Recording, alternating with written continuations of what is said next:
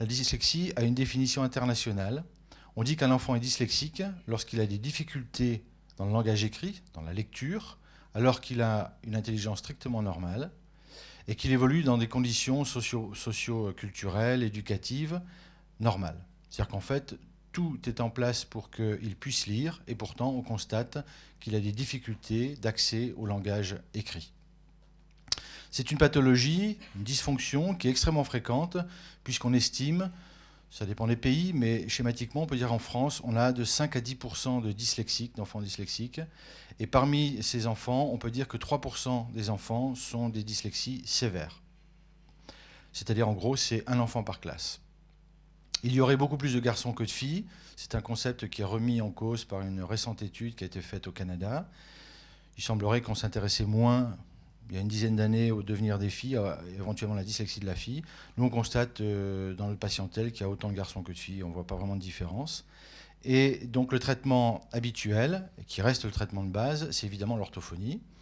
Et ça représente, si vous voulez, une certaine somme d'argent pour la société, cette orthophonie, qui augmente, vous voyez, de 7,5% par an entre 2000 et 2005.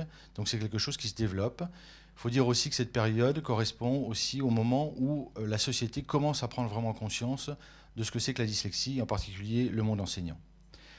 C'est une pathologie qui a un coût social parce que, en règle, ça changera peut-être, mais les enfants dyslexiques sont des enfants qui ont du mal à accéder à un métier, enfin du moins au métier qu'ils pourraient envisager en fonction de leur intelligence, de leur capacité, autre que la lecture. Donc c'est un petit peu du gâchis. Et ça a aussi un coût individuel. Alors j'insiste toujours beaucoup sur le coût individuel parce que, bon, déjà étant parent dyslexique, et puis, vous savez, on a l'habitude de demander aux grands qu'on soigne, comme vous verrez, le traitement proprioceptif demande la participation de la famille et de l'enfant. Quand ce sont des grands, des ados, on leur demande toujours une lettre de motivation qui nous explique un petit peu où ils en sont.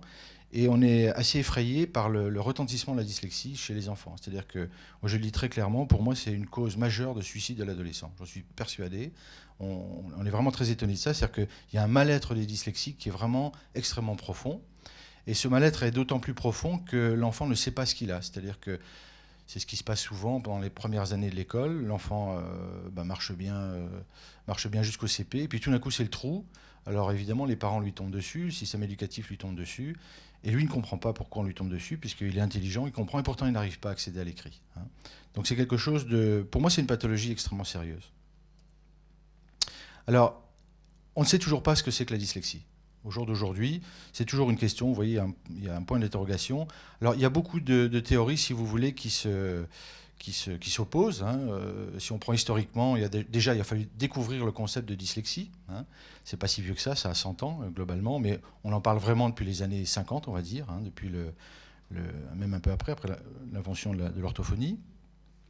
Ce sont souvent les enfants qui passent pour des enfants paresseux, parce qu'ils ne sont pas là. Hein, à l'école, on voit bien qu'il est intelligent, pourtant il ne rend pas bien, donc on pense qu'il ne travaille pas, qu'il n'apprend pas ses leçons, comme ils ont des troubles de mémoire aussi, des troubles associés.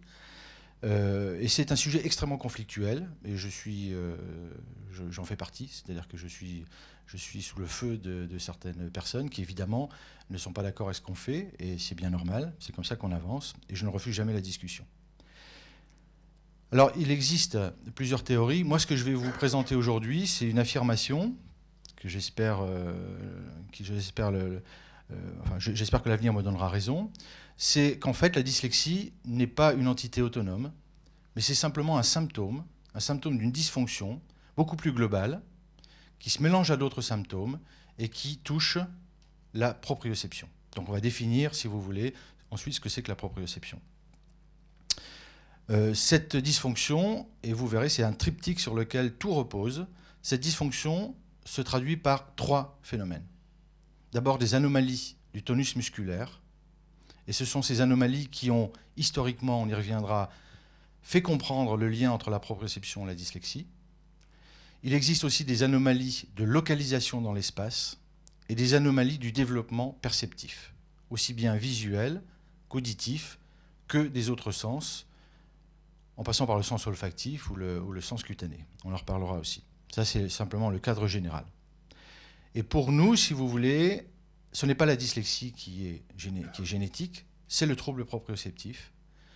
Alors, on en a pour preuve, entre guillemets, parce que ce n'est pas encore validé, on continue, que sur un nombre important de familles qu'on a pu tester, tous les frères et sœurs, c'est-à-dire 100% des enfants, ont le trouble proprioceptif.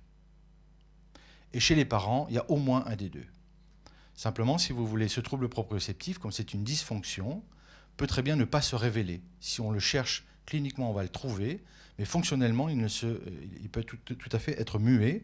Et d'ailleurs, notre travail consiste à faire passer l'enfant qui a décompensé cette dysfonction proprioceptive dans le groupe des enfants qui a toujours une dysperception proprioceptive, mais qui est muette, qui ne le gêne plus. On ne guérit pas la dyslexie, on élargit la tolérance à l'anomalie proprioceptive. On a parlé souvent et longtemps, si vous voulez, des causes psychologiques de la dyslexie. C'était au moment où la psychologie expliquait un petit peu tout. Bon, tout le monde est à peu près d'accord actuellement pour dire que la dyslexie n'est pas une maladie psychologique, ce n'est pas une dysfonction psychologique. Par contre, le fait d'être dyslexique a un retentissement psychologique important, et c'est pourquoi ces enfants ont très souvent des troubles psychologiques et très souvent aussi besoin de psychologues. Les anomalies génétiques, j'en ai touché un mot, mais actuellement, si vous voulez, la communauté scientifique dit qu'il existe un certain nombre de particularités chromosomiques chez les dyslexiques, sans qu'on ait pu isoler un gène de la dyslexie. Et c'est très intéressant, parce que ça va bien avec la proprioception, puisque tout le système musculaire et neurologique est évidemment codé par de très nombreux gènes. La théorie qui domine actuellement le mode de pensée, essentiellement en France, il faut le dire, c'est la théorie phonologique. Alors c'est un peu difficile à expliquer pour les gens qui ne sont pas orthophonistes ou neuropsychologues. Je vais être extrêmement simple. Si vous voulez, si je vous demande de fermer vos yeux, vous avez, je vous dis un mot, je ne sais pas moi, fauteuil, hein, vous êtes capable d'imaginer ce mot dans votre tête. D'accord ? Vous le voyez écrit dans votre tête. Pour l'avoir vu écrit, vous avez mis en place une correspondance entre des sons que vous avez entendus et puis une image qui était l'image du mot. Et si on vous demande de manipuler ce mot, par exemple d'enlever la première syllabe, vous êtes capable de garder la deuxième et de dire voilà, ça fait teuil. Hein.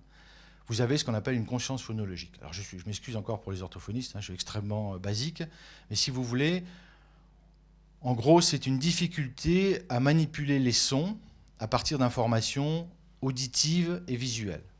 Globalement, c'est ça, les mots, manipuler les mots. Hein. Donc c'est une théorie très neuropsychologique, très cognitive. Hein. Il y a une autre théorie qui est intéressante, c'est la théorie magnocellulaire. Alors qu'est-ce que c'est que les magnocellules ? Eh bien, on a dans le système neurologique un certain nombre de cellules sensorielles qui sont caractérisées par le fait que les corps cellulaires sont de grande taille. Ce sont des magnocellules. Ces magnocellules correspondent en fait à un système qui, du point de vue phylogénétique, est ancien. Et ce sont des systèmes qui traitent les informations rapides et assez peu élaborées. Par exemple, au niveau de l'œil, le système magnocellulaire, c'est lui qui va nous donner s'il y a une variation de contraste et s'il y a quelque chose qui bouge rapidement. D'accord ? On a la même chose au niveau auditif. Ça n'a pas été isolé au niveau des autres sens, mais on pense qu'il y a la même chose. Par exemple, au niveau auditif, ça va vous permettre, système magnocellulaire, d'entendre un son extrêmement rapide, d'accord, et de le localiser dans l'espace. Et vous verrez que, une fois qu'on a compris à quoi sert la proprioception, c'est très important de comprendre que toutes ces théories se fondent tout à fait dans la théorie proprioceptive, ça ne pose aucun problème de compréhension. La troisième théorie qui se développe essentiellement en Angleterre, c'est la théorie cérébelleuse. Schématiquement, on a mis en évidence, essentiellement en IRM fonctionnel, des anomalies de fonctionnement au niveau de certaines zones du cerveau, en particulier sur les aires associatives, mais aussi au niveau du cervelet. Au départ, si vous voulez, le point de départ, c'était des enfants qui avaient des tumeurs cérébelleuses et qui, en fait, développaient des pseudo-dyslexies. Ce n'était pas des dyslexies de développement, c'était des dyslexies pathologiques, hein, après avoir été opérés, ce qu'on appelle le syndrome cognitif cérébelleux. Et donc, à partir de là, certaines personnes, en particulier Nicholson et Fawcett, se sont intéressés au cervelet chez le dyslexique et ont montré par IRM fonctionnel que chaque fois que vous vous préparez à lire, eh bien, en fait, votre cervelet fonctionne. Et il fonctionne bien avant les autres aires. Donc l'idée de ces chercheurs, c'est de dire, voilà, le dyslexique a très très bien compris comment fonctionne la lecture. Il sait très bien comment on compose un mot, comment on le décompose, etc. Mais il n'est pas capable de mettre en place des automatismes. Or, le cervelet, c'est le centre de l'automatisme. Moteur, on le sait, mais on sait aussi maintenant que c'est le centre de fonctions cognitives automatiques. Donc ça, c'est la théorie cérébelleuse. En France, schématiquement, je l'ai dit, en particulier sous l'impulsion du professeur Habib, de Ramu, qui est un chercheur, enfin un certain nombre de personnes, si vous voulez, on est un peu dans le tout phonologique, encore qu'on commence tout doucement à en sortir. Et si vous lisez les publications, vous verrez que, en particulier les pays nordiques, commencent à mettre en doute, non pas la théorie phonologique, tout le monde est d'accord pour dire que les dyslexiques ont des troubles phonologiques, cette fameuse conscience du mot, mais pour dire qu'il y a eu un léger glissement entre l'analyse du symptôme et la cause. C'est-à-dire que, en fait, on a constaté que ces enfants avaient bien des troubles phonologiques, de la conscience phonologique, de la conscience du mot, et petit à petit, ce symptôme qui était beaucoup analysé est devenu la cause. Or, c'est quand même deux choses complètement différentes. Et vous lirez beaucoup dans les livres actuellement qu'on dit que la dyslexie, c'est lié à un trouble phonologique, point barre. Ce n'est pas tout à fait la même chose que de dire que dans la dyslexie, il existe un trouble phonologique. Et les pays nordiques, si vous voulez, se battent un petit peu contre cette théorie parce qu'ils disent, voilà, le problème, c'est que cette théorie aboutit à une stérilité de la recherche. À partir du moment où on a l'impression que voilà, c'est cognitif, on ne va pas aller chercher plus loin, donc il faut revenir en arrière. Comme toujours en médecine, c'est des balanciers dans un sens et dans l'autre. La proprioception, c'est la dernière théorie qui arrive. On n'est pas beaucoup à y croire, mais ça ne change pas grand-chose.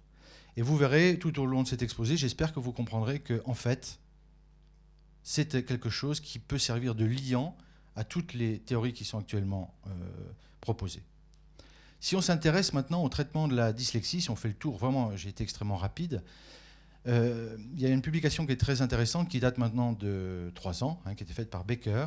Becker a repris tous les travaux qui ont été publiés sur la dyslexie depuis 30 ans, dans une base de données qu'on appelle PubMed, qui est on va dire la base officielle des travaux scientifiques de haut niveau sur le sujet.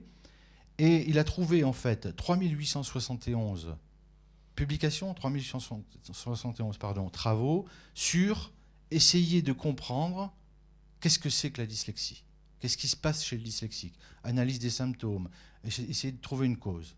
C'est-à-dire c'est une publication tous les 3 jours. Donc c'est un travail de recherche énorme. Il y a beaucoup d'équipes qui travaillent dessus. Et face à ça, et ce n'est pas du tout classique en médecine, il a trouvé seulement 32 publications qui s'intéressent à une validation thérapeutique. C'est-à-dire, schématiquement, on peut dire que les dyslexiques actuellement ont beaucoup de littérature, enfin il y a beaucoup de littérature sur la dyslexie, mais sur la thérapeutique, on a très très peu de choses.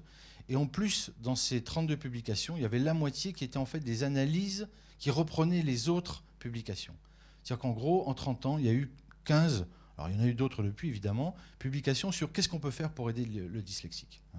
Et j'insiste toujours sur le fait, et c'est surtout pas contre les orthophonistes, que les techniques qu'on utilise actuellement en orthophonie, qui à l'évidence fonctionnent, ne sont absolument pas validées, scientifiquement. Évidemment, c'est le cas pour beaucoup de choses en médecine.